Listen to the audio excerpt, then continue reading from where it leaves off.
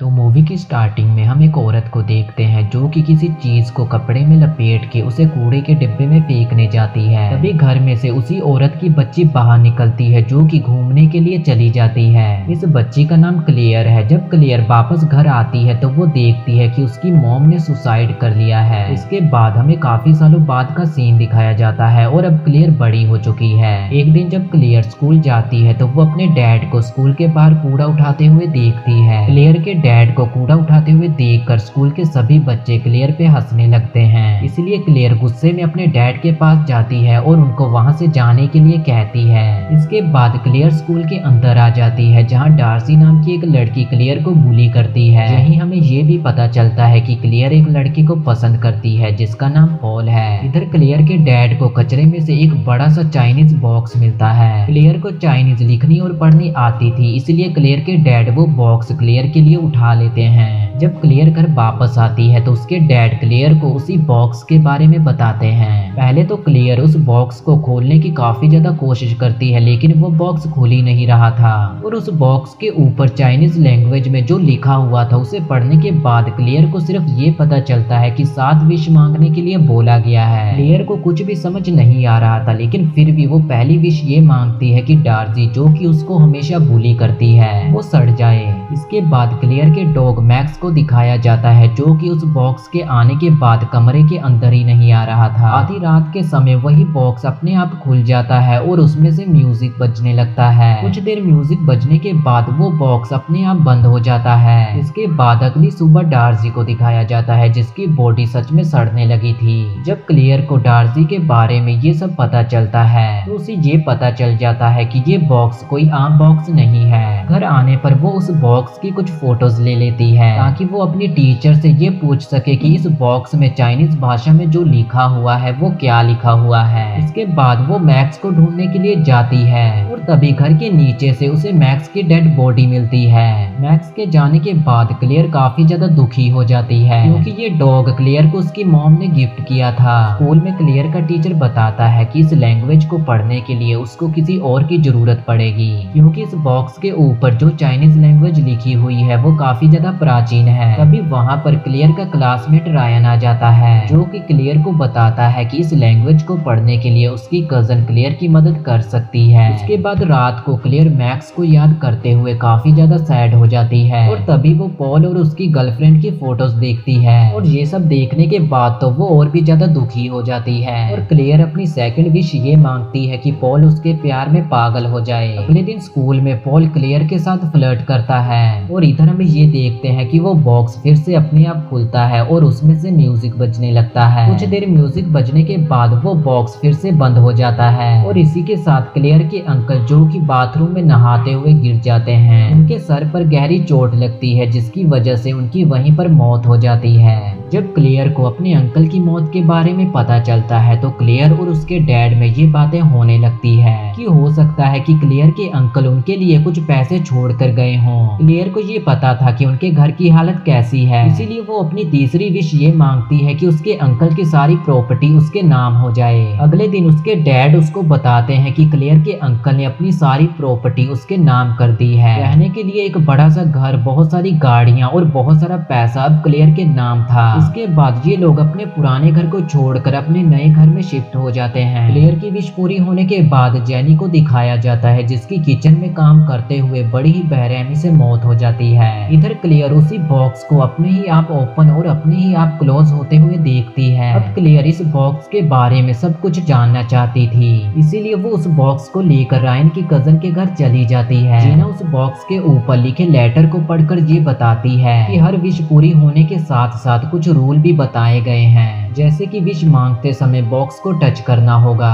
और अगर 7 विश मांगने से पहले ही बॉक्स को फेंक दिया जाए या उसको बेच दिया जाए तो मांगी हुई सारी विशेज अनडन हो जाएंगी। बॉक्स के नीचे उन्हें लूमी नाम लिखा हुआ दिखाई देता है। जब ये लोग इस नाम की रिसर्च करते हैं तो उन्हें पता चलता है कि चाइना में 1910 में जब महामारी हुई थी तब लूमी और उसकी फैमिली को क्वारंटाइन करने के लिए एक जगह पर बंद कर दिया गया था और गर्मी और प्यास के चलते लूमी को छोड़कर उसकी पूरी फैमिली मर जाती है। इसके बाद लूमी इस बॉक्स को अपने साथ एक टेंपल में लेकर जाती है जहां वो लगातार 7 दिन और 7 रातों तक प्रेयर करती रहती है। 7वें दिन लूमी को एक चाइनीज डीमन दुश्मन जवाब देता है, जिसके बाद वो काफी ज्यादा रिच हो जाती है और उसके सारे दुश्मन मर जाते हैं। लेकिन 1922 में लूमी सुसाइड कर लेती है, लेकिन उस बॉक्स के ऊपर कुछ और भी चीजें लिखी हुई थी जिन्हें जीना समझ नहीं पा रही थी। इसके बाद वो बॉक्स की कुछ फोटोज लेकर अपने दोस्त को भेज देती है और वो क्लेयर और रायन को बताती है कि जब उसके दोस्त का रिप्लाई आएगा तो वो उनको बता देगी। इसके बाद जब क्लेयर घर वापस जा रही होती है तो वो रास्ते में अपने डैड को फिर से कचरा उठाते हुए देखती है, जिस पर उसको काफी ज्यादा गुस्सा आता है और घर आने पर वो अपनी चौथी विश मांग लेती है, जहां वो ये चाहती है कि उसके डैड उसको कभी भी शर्मिंदा ना करें। इसके बाद हम जीना को देखते हैं, जिसको उसके दोस्त का रिप्लाई आ जाता है, लेकिन रिप्लाई आने के बाद जीना काफी ज्यादा घबरा जाती है।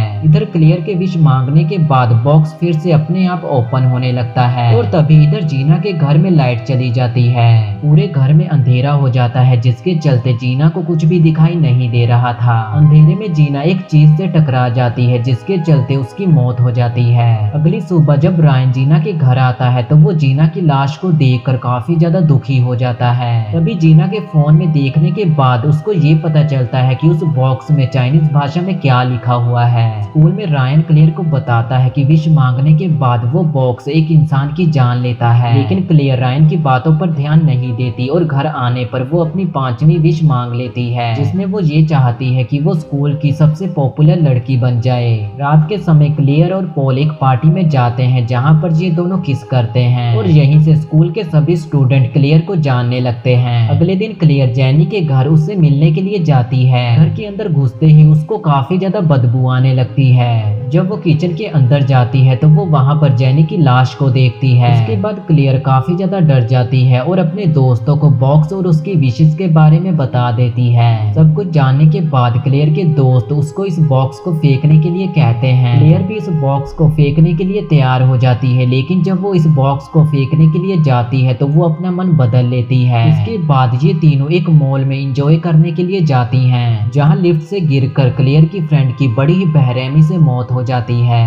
क्लियर की दूसरी फ्रेंड जो कि इन सब के लिए क्लियर को जिम्मेवार समझती है। इसके बाद रायन क्लियर के पास आता है, जो कि क्लियर को 2 लोगों के बारे में बताता है जिनके पास ये बॉक्स पहले रह चुका था। उनमें से एक सोल्जर था जिसे ये बॉक्स वर्ल्ड वॉर 2 के दौरान चाइना में मिला था। बॉक्स मिलने के बाद वो आदमी अचानक ही काफी ज्यादा अमीर हो गया था, लेकिन जल्दी उस आदमी का सबसे अच्छा दोस्त एक एक्सीडेंट में मारा जाता है और एंड में वो आदमी खुद ही सुसाइड कर लेता है। दूसरे आदमी का नाम लोरेन था जिसे ये बॉक्स मिला था और उसके साथ भी यही सब होता है। उसके सभी चाहने वालों की एक एक करके मौत हो गई।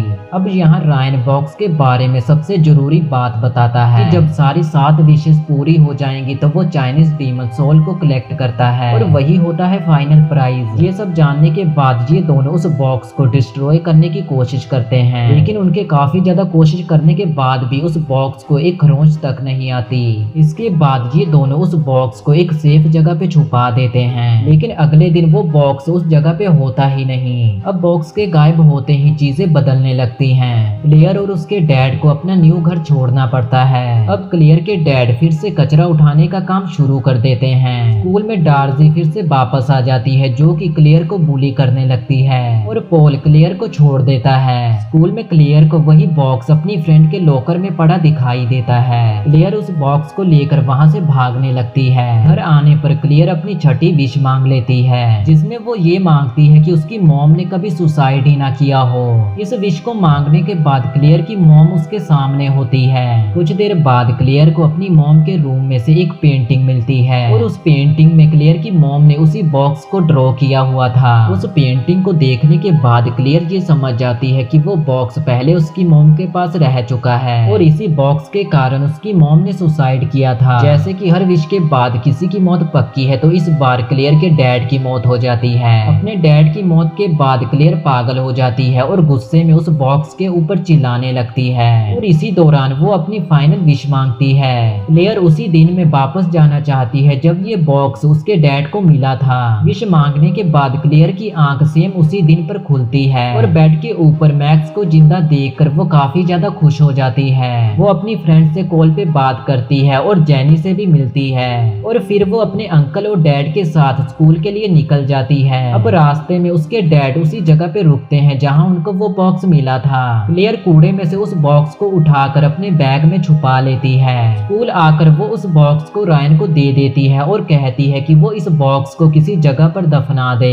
बदले में वो रायन के साथ डिनर पे चलने के लिए तैयार हो जाती है। सब कुछ पहले जैसा हो चुका है यही सोचकर क्लेयर वहां से जाने लगती है, लेकिन तभी एक कार क्लेयर को टक्कर मार देती है जिसके चलते वहीं पर क्लेयर की मौत हो जाती है। जैसा कि रायन ने क्लेयर को बताया था कि फाइनल विश पूरी होने के बाद वो चाइनीज डीमन उसी आदमी की सोल को कलेक्ट करता है जिसने ये सारी विशेष मांगी होती हैं। इसके बाद हमें रायन को दिखाया जाता है जो कि बॉक्स को दफनाने के लिए खड्डा खोद रहा होता है। रायन जब उस बॉक्स को दफनाने लगता है तो वो उस बॉक्स के ऊपर 7 विशेष लिखी हुई देखता है और इसे पढ़ने के बाद रायन के फेस पर एक स्माइल आ जाती है और यहीं पर ये मूवी खत्म हो जाती है।